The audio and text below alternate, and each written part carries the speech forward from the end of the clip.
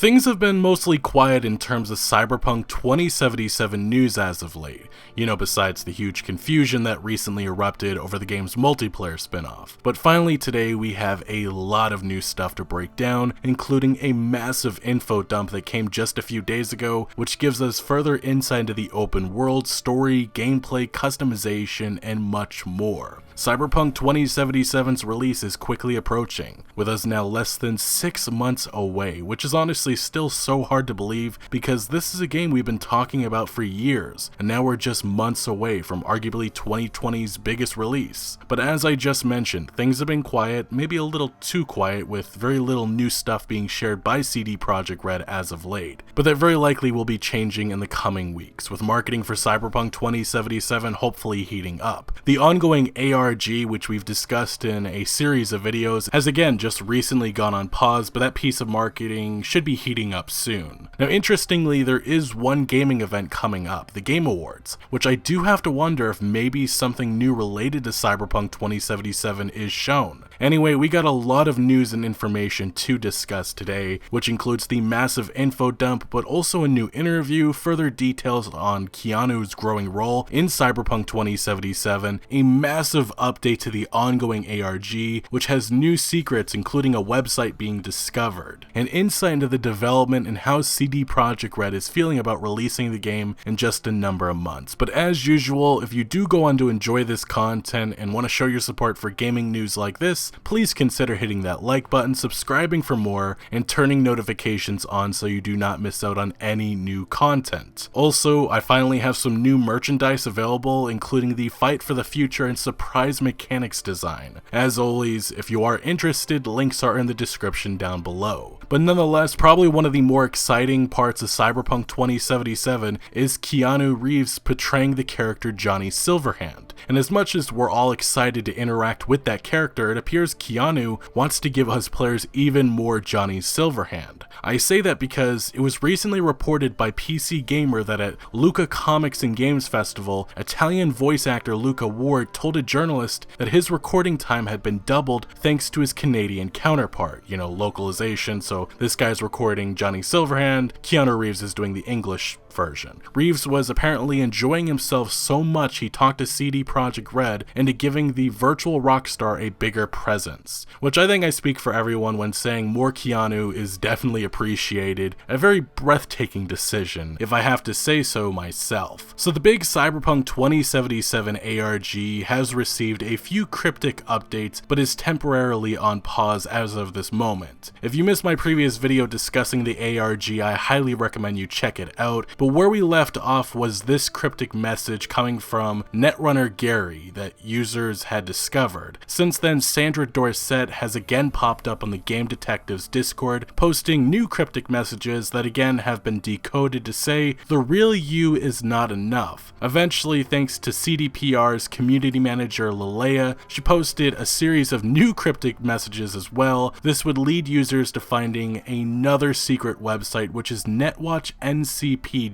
On the front of the main page, it features some lore about Netwatch and their mission. Netwatch is an international law enforcement organization founded in 2013, created and administrated by an alliance of powerful corporations and governments. Our mission is to protect the net from netrunners, artificial intelligence, and malicious programs, keeping it safe and protecting business interests. Additionally, we oversee Blackwall, a wall of ice designed to keep out the ever more independent, free-thinking AIs, which pose a growing threat to humanity. Again, as I've detailed before, this is all key things that will likely play out within Cyberpunk 2077's story, and I imagine we'll have a choice to side with Netwatch and to stop the AIs, or side with the AIs, freeing Johnny Silverhand's girlfriend Alt Cunningham, which has been described as one of the most brilliant netrunners who is now a digital ghost outside of the Black Wall. In this recent message from Netrunner Gary, which I showed earlier on, he actually warned us about Netwatch. Essentially, a war is coming. Groups like like the Voodoo Boys believe destroying the Black Wall is the key to saving humanity with the help of the free-thinking AIs. While on the other hand, Netwatch and the dirty corporations of Night City want everyone to believe the Black Wall needs to be protected because the AIs are dangerous and could destroy humanity. Although the reality is, if the AIs are freed, they could damage the control the corporations have over really everything. As I've said before, based on these teases, all of this likely will play out within Cyberpunk 2077,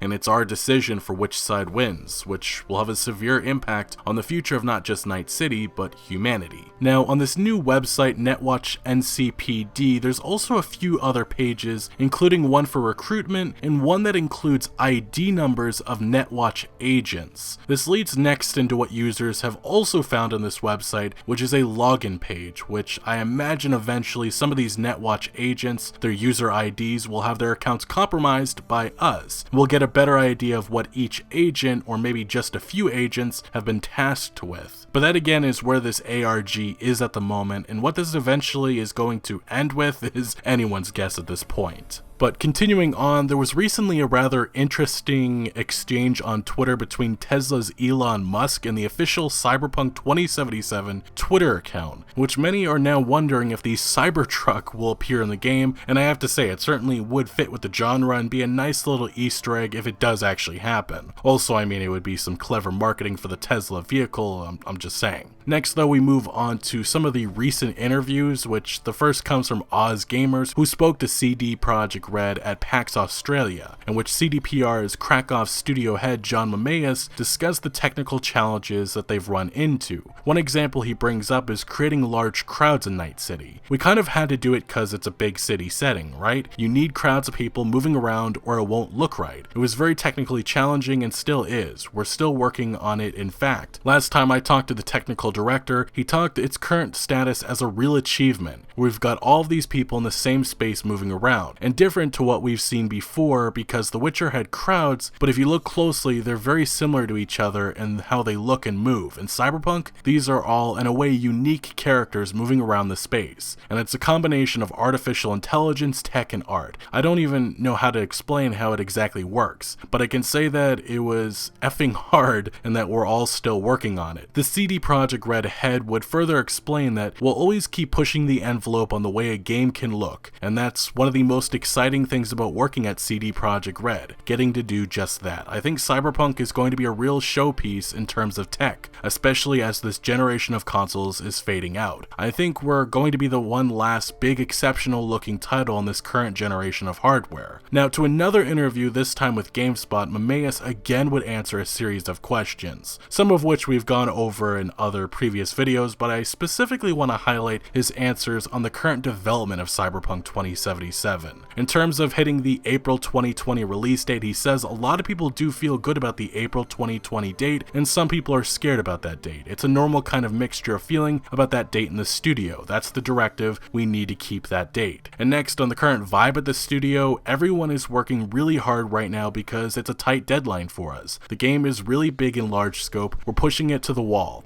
I guess the vibe in the office is there's always a level of excitement there based on results that we get from going to conferences like this, and seeing people really excited about the game. So that keeps the hype up, but it also puts some pressure on, so that's kind of the vibe. You're in a vice, in a way, which takes its toll on the team, but there is a healthy, extrinsic kind of pressure to make the team really excel. But the last remark I want to mention from this interview is on the stakes of the game. It really is important for the studio. We don't want to fail at this. I don't think that would be very healthy for the studio. The studio is comprised of other kinds of companies as well, but the majority of our people are working on Cyberpunk. There are a lot of internal financial expectations for it to do well, which this is a game that was announced somewhere around 7 years ago, back around 2012, and expectations have only been raised due to how great The Witcher 3 Wild Hunt was. So I certainly understand the pressure, and I also understand the need for this game to be massive. In some other pieces of news, CD Projekt Red recently discussed a next-gen version of Cyberpunk 2077. It would not rule it out, but emphasized that current generation is their focus right now, and if Cyberpunk 2077 does come to the PlayStation 5 or whatever the next Xbox console is called, it won't be releasing in the launch window of holiday 2020. CD Projekt Red also recently was asked if they were nervous to launch near Valve's Half-Life Alyx, and they simply said no, because the game is VR only and attracting a niche audience. A CD Projekt Red employee recently posted a gameplay image of Cyberpunk 2077, or well, an image of them playing Cyberpunk 2077, which shows V interacting with the Voodoo Boys. It's worth mentioning also recently there was a ton of confusion that erupted regarding the Cyberpunk 2077 multiplayer mode that is coming likely as a standalone spin-off sometime after release. The confusion is in regards to the monetization, and I have a fully dedicated video if you're curious on my thoughts and why I think that concern has been blown out of proportions due to some really misleading reporting. Anyway, finally, let's proceed next into a lot of new Cyberpunk 2077 details. So, before we actually break down this huge Cyberpunk 2077 info dump, I should specify a few things about this post. For one, it actually is coming from a Reddit user who is a part of an annual CD Projekt Red run event, and part of this event included a Q&A session which CD Projekt Red employees answered questions about this year Cyberpunk 2077. Now, this post in particular has been shared by multiple CD Projekt Red employees. I guess you could call it as official as it's gonna get. We have the RPG design lead saying this on Twitter: "Was super exciting to be a part of this Q&A. Hope you'll enjoy the summary. Thanks." Another community manager, Lileia, for bringing me in. And then there's also other CD Projekt Red employees who have also interacted with this post. Just a few important notes that I wanted to make sure I mentioned before we got into this, but now let's get into this. So Reddit user Shavad starts off his post by saying, "I was in Warsaw last Saturday to take part in another CD Projekt Red yearly Polish community meeting. This time it centered around Cyberpunk 2077. And now we get down into the huge summary that he made. So we first start off with the story. On the question about if we will actually get an option to do exactly what Johnny Silverhand said in the, I believe it's the E3 2019 gameplay trailer, and burn the city down, the response was just,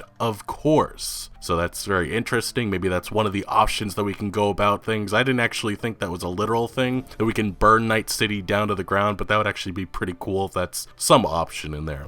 Now, in terms of length, the main story of Cyberpunk 2077 might be a little shorter than The Witcher 3 Wild Hunt, but it will make up for it with much higher replayability. However, at the same time, they still have not measured the length of the entire game, with all the encounters and smaller quests accounted for. Only the main story and major side quests. So I wouldn't look into this too much because of the fact that, again, they haven't actually measured any of this and the game is still in active development. But remember, CD Projekt Red has said that their version of a AAA $60 game is a 50 to 60 hour main story experience, and I don't think Cyberpunk 2077 is going to be much different. Maybe it's a little under that, maybe it's like 40 to 50 hours. Still, that's absurd in this AAA industry where most games are about 20 hours long. And I know a lot of people have invested hundreds of hours into The Witcher 3 Wild Hunt, and I don't think that at all is going to be different with Cyberpunk 2077, especially considering the fact that in this game, the replayability is much higher because, I mean, it's not like Witcher 3 where we were just stuck with Geralt. And I'm not saying that as a bad thing, I'm just pointing it out that this is a true RPG, and it appears that there's going to be a lot of different ways that we can go about completing this game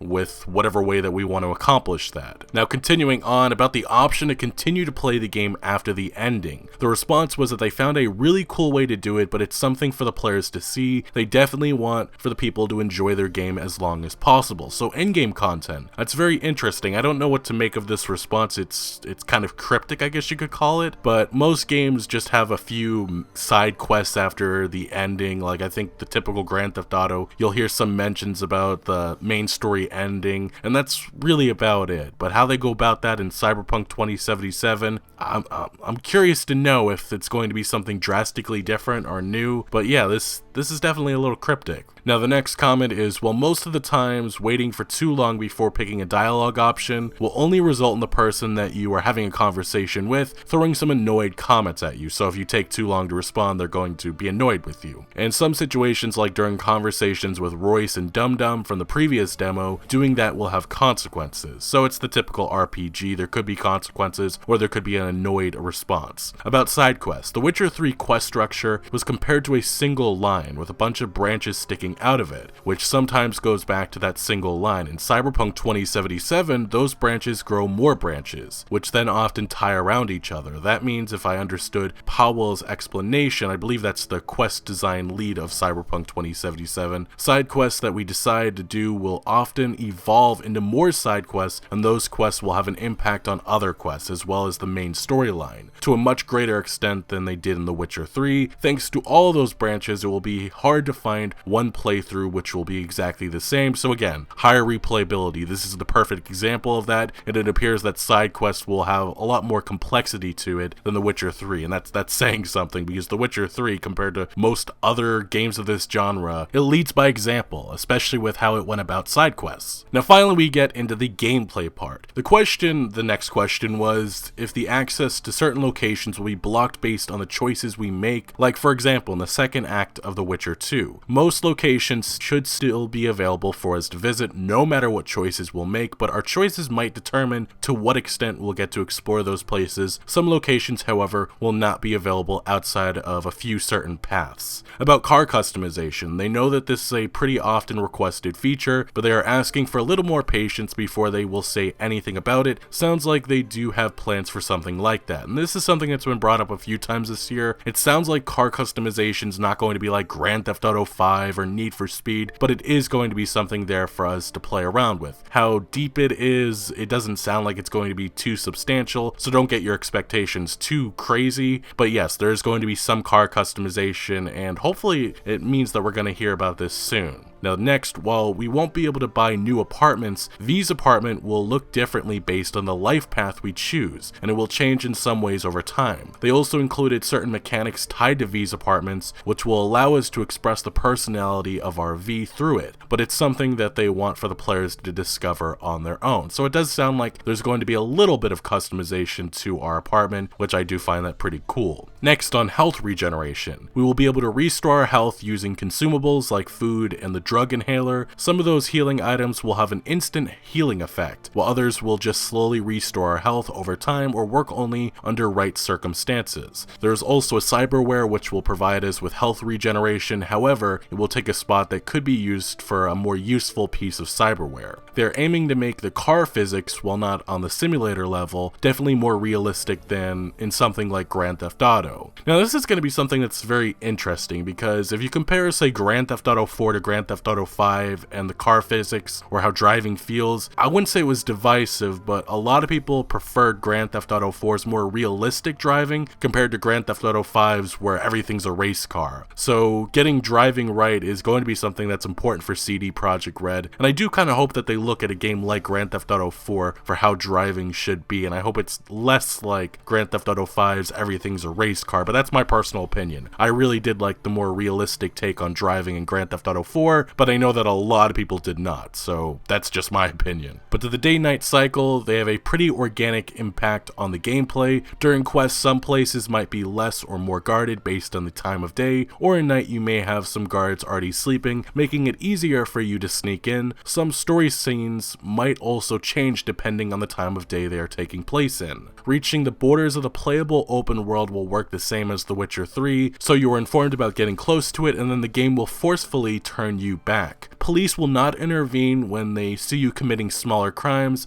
like for example beating up some random dude on the street, because they treat it as just everyday occurrence in Night City. But if they see you committing more extreme crimes, like pulling a gun out and shooting bystanders or driving through them with your car, they will absolutely try to fry your butt. Now, one thing worth mentioning based on previous interviews and comments coming from CD Projekt Red developers is that each district and crime will be handled differently. So say if you're in Westbrook or City Center, which are the more wealthy parts of Night City, it appears that crime's going to be more serious and the police are going to be more likely to take you down. But if you're in Pacifica, it's more of a free-for-all, because that's the more rundown part of Night City where crimes, I mean, it's common, it happens all the time. But continuing on, dynamic weather will not affect the gameplay, but the world will react to it. For example, in the rain, some people will pull out their umbrellas, while the ones who don't have those will look for a place to hide from the rain. So attention to detail, something something that I love in games. Players will be able to craft pretty much any usable item with the exception of clothes and cyberware. However, it will be possible to craft different modifications for those, which will allow modification of their stats and of the way they look. Car racing minigame is not going to be just a traditional car racing. They will also add some kind of extra cyberpunk touch to it, which should allow us to really test the speed limits of our cars. Regarding the question about the ability to own some of cyber pets in the game, the answer was that they know something about it, but they simply won't tell. I don't think it was referencing Flathead since they talked about it in another response. So if you don't know what Flathead is, it's the spider robot or spider bot that was shown in one of the E3 demos, which the official description is that it's an experimental military grade unit for surveillance and recon missions. So it's something to help us with missions. A cyber pet, like something I'm guessing maybe just like our own little dog meat. I don't know if that's something that escapes outside of our apartment, but I guess our own little pet, maybe a dog or a cat, the futuristic dog or a cat. Maybe that is something that CD Projekt is actually planning, and I find that kind of cool. And speaking of Flathead, it's going to be just one of those tools on techies' disposal, and it will be useful in specific situations. About how destructible the environment is, we will be able to destroy around 3/4 of assets around us, but of course we will not be able to go as far as utterly destroying the entire district. Now to animations, they prepared a unique set of animations for every single major character in the game for things like movement, conversations, and combat. Now about adult scenes or romance scenes, whatever you want to describe it, they did a lot of motion capture for those, and they believe that their amount should satisfy everyone, which should calm down anyone who assumed that they will just skip those entirely just because the game is in first person. Now as has been said before, it appears that adult scenes, romance scenes is going to be first person, not third person. So how that's actually going to look and if it's going to be a mess on our screen, I don't really know, but it'll be very interesting. But yes, they are taking these scenes very seriously, and I guess the relationships we build up will have very unique scenes that I don't really know what to imagine in my head, but interesting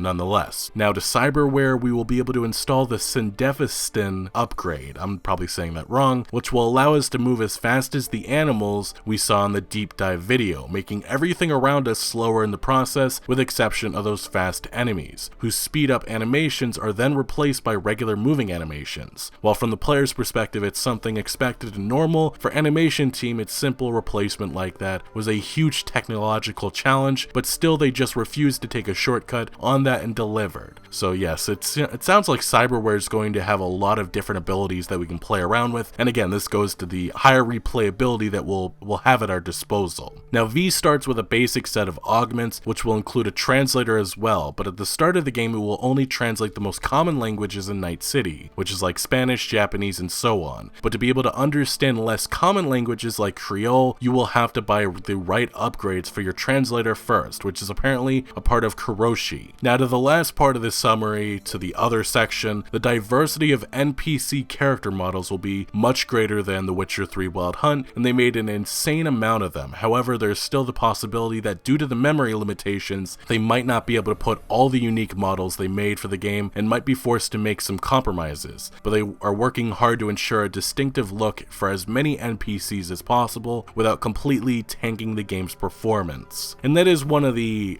I guess you could call it the limitations of the Xbox One and PlayStation 4, this current generation of consoles. With Cyberpunk 2077 most likely coming to the PlayStation 5 and whatever the next Xbox console is going to be called, it seems like stuff like this probably will be added to the next gen versions, and I'm sure some people will be really interested for that attention to detail that they couldn't quite put into the current generation of consoles. But either way, it definitely sounds like they're still playing around with this, and I mean, the game is still 4 or 5 months away, so we'll see what happens with that. But yeah, a lot of new information within this post, and based on a lot of the interviews I've seen the last number of months, it seems like nothing against games media, but we've been getting a lot of repeat of questions over and over again, and this is like the first post in the last few months that really has a ton of new information, and that probably should be expected from, I would assume, the hardcore CD Projekt Red fans that were attending this event. But yeah, Cyberpunk 2077's release is quickly approaching, and hopefully very soon we'll have some new gameplay or a trailer to break down. But this info dump certainly provided a lot of new details, some unexpected like the possibility of cyberpets. Either way, the marketing will be heating up soon, and really the more I hear about this game, the more my hype grows. Cyberpunk 2077 is arguably the big release of 2020, and I'm ready to get immersed in the world of Night City. Anyway, what do you make of all of the new Cyberpunk 2077 info that we went over? Which specific detail strikes you the most? Let me know your thoughts down in the comment section below. But thank you for watching. Make sure to leave a like if you did enjoy this video or found any informative value, and make sure to follow my other social media accounts for updates on new videos. Links are always down in the description below. I'm most active on Twitter, giving opinions on news that I do not always get into video form, so do make sure to follow me over there. Also check out my Discord for all sorts of discussion on games, and again, thank you for joining. Consider subscribing for more videos like this,